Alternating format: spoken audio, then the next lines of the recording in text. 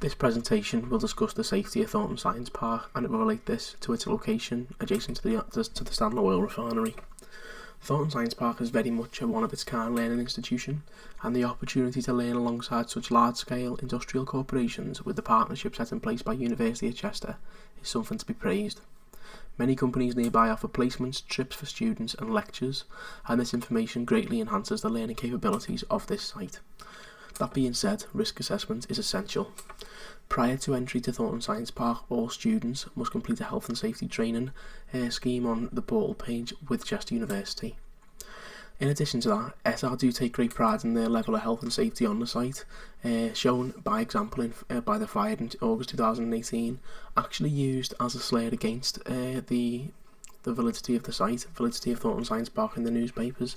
That being said, the way in which it was handled by SR resulted in no injuries and no deaths on site whatsoever, which in my opinion further enforces the evidence that they are a safe site.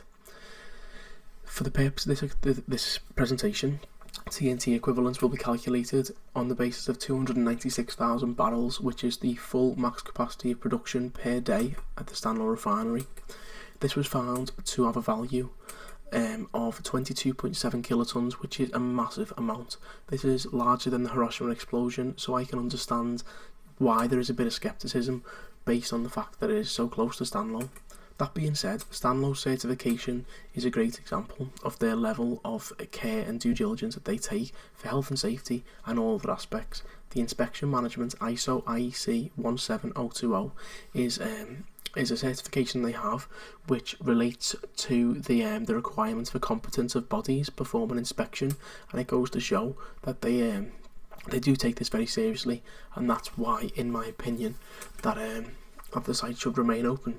To conclude, if an explosion of this magnitude were to happen, what would be the effects of Thornton Science Park? Unfortunately, it is within the blast radius and it would be fatal, assumed to most people on site or all people on site.